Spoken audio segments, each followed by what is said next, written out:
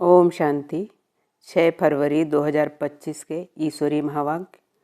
मुरली का सार। मीठे बच्चे, पुरानी दुनिया के कांटों को नई दुनिया के फूल बनाना यह तुम होशियार मालियों का काम है। प्रश्न है, संगम युग पर तुम बच्चे कौन सी श्रेष्ठ तकदीर बनाते हो? उत्तर, कांटे से खुशबूदार फूल बनना यह है सबसे श्रेष्ठ तकदीर। अगर एक भी विकार है तो कांटा है।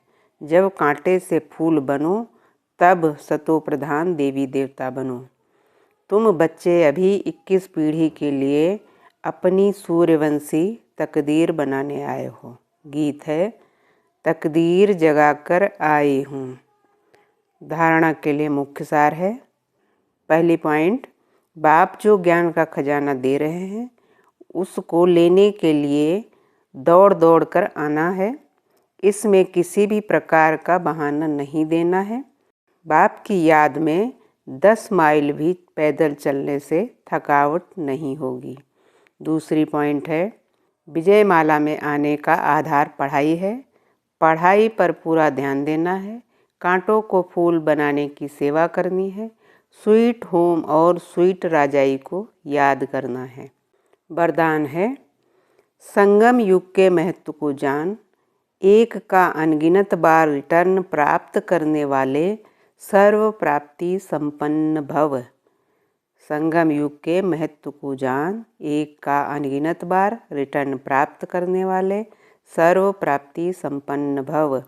स्पष्टीकरण है, संगम युग पर बाप दादा का वायदा है 1-2 लाख लो।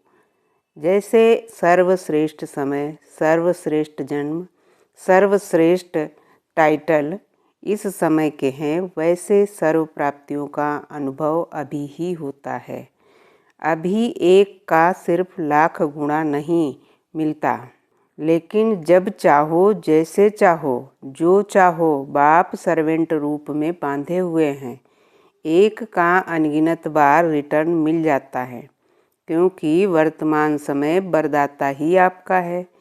जब बीज आपके हाथ में है तो बीज द्वारा जो चाहो वह सेकंड में लेकर सर्व प्राप्तियों से संपन्न बन सकते हो। स्लोगन, कैसी भी परिस्थिति हो, परिस्थिति चली जाए लेकिन खुशी नहीं जाए। कैसी भी परिस्थिति हो, परिस्थिति चली जाए लेकिन खुशी नहीं जाए। अब सुनते हैं पूरी मुरली से 25 पॉइंट। पहली पॉइंट, पुरानी दुनिया के कांटों को नई दुनिया के फूल बनाना यह तुम होशियार मालियों का काम है।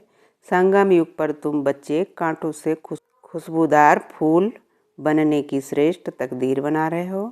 दूसरी पॉइंट है, हम तकदीर जगाने आए हैं। बाबा भी रोज कहते हैं कि स्वीट होम और स्वीट राज्य को याद करो। तीसरी पॉइंट है, कांटे से फूल बनने का अर्थ है विकारों को छोड़कर सतो प्रधान देवी देवता बनना, इस पुरानी दुनिया को स्वर्ग में बदलना। चौथी पॉइंट है, सतयुग में कोई राजसी और तामसी तकदीर नहीं होती। कोई सूर्यवंशी राजा बनते, कोई राजा के नौकर चाकर बनते हैं। पांचवी पॉइंट है, 21 जन्मों के लिए बाप से वर्षा मिलता है, जिसे अमरलोक कहा जाता है, जहाँ अकाल मृत्यु नहीं होती है। छठवीं पॉइंट है, पूरी दुनिया ही कांटों का जंगल बन चुकी है, जिसे बाप आकर स्वर्ग का बगीचा बनाते हैं। सातवीं पॉइंट है, शिव को भगवान कहा जाता है, जबकि ब्रह्मा विष्णु शंकर को देवता। शिव बाबा ऊंचते ऊंचा है। आठवीं पॉइंट है, पढ़ाई पर पूरा ध्यान देने से ही तकदीर बनती है। विजयमाला में आने का आधार पढ़ाई है।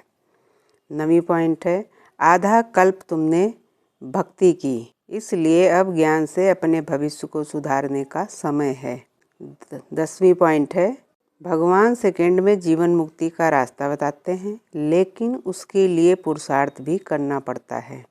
11वीं पॉइंट है, सतयुग को अमरलोक और इस समय को मृत्यु लोक कहा जाता है, जहाँ रावण राज चलता है।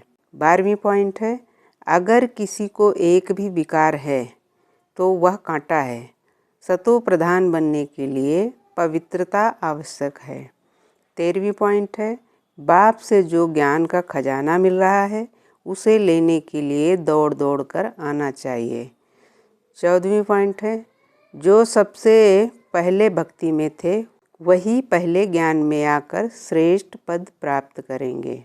15वीं पॉइंट है, आत्मा को अपना स्वधर्म याद करना है और बाप को स्मरण करते हुए पवित्र बनना है। 16वीं पॉइंट है, संगम युग पर ही बाप आते हैं और इस पुरानी दुनिया को ख़त्म कर नई दुनिया की स्थापना करते हैं। 17वीं पॉइंट है, लोग शिव को भांग पीने वाला मानते हैं लेकिन वास्तव में शिव बाबा सदा पवित्र और ज्ञान का सागर है। 18वीं पॉइंट है, यह समय बाप के साथ साथ नई दुनिया को याद करने का है। 19वीं पॉइंट है, कोई 108 माला में आते हैं, कोई 16,108 में। यह सब पढ़ाई और पुरुषार्थ पर निर्भर करता है। 20वीं पॉइंट है, अगर आत्मा ने इस जन्म में सच्चा पुरुषार्थ किया है तो अगले जन्म में आत्मा स्वतः शिव बाबा को याद करेगी। 21वीं पॉइंट है, किसी भी देहधारी को भगवान नहीं कहा जा सकता, केवल शिव ही परमात्मा है। 22वीं पॉइंट है, बाप को सही रीति से पहचानना और उनसे वर्षा लेना ही इस समय का सबसे महत्वपूर्ण कार्य है। 23वीं पॉइंट है, जब नई दुनिया की स्थापना पूरी होगी तभी महाभारत का युद्ध और पुरानी दुनिया का विनाश होगा। 24वीं पॉइंट है, यह समय पढ़ाई का है, कोई बहाना नहीं चल सकता। ज्ञान का खजाना लेने के लिए अमृत वेले उठकर आना चाहिए। 25वीं और लास्ट पॉइंट है, मनुष्य जरा भी नहीं जानते कि सृष्टि का रचयिता कौन, बिल्कुल अहिल्या जैसे पत्थर बुद्धि हैं। ऐसे जब बन जाते हैं तब ही बाप आते हैं। तुम यहाँ आए हैं अहिल्या बुद्धि से पारस बुद्धि बनने, तो नॉलेज भी धारण करनी चाहिए ना। बाप को पहचानना चाहिए और पढ़ाई का ख्याल करना चाहिए। अव्यक्त इशारा है आज का। एकता और एकाग्रता यह दोनों श्रेष्ठ भुजाएं हैं कार्य करने के सफलता की। एकाग्रता अर्थात सदा निर्व्यर्थ, निरसंकल्प, निर्विकल्प। जहाँ एकता और एकाग्रता है वहाँ सफलता गले का हार है। वरदाता को एक शब्द प्यारा है, एक व्रता, एक बल, एक भरोसा, साथ साथ एक मत, न मनमत न परमत, एक रस न और कोई व्यक्ति न वैभव का रस। ऐसे ही एकता एकांत प्रिय। ओम शांति।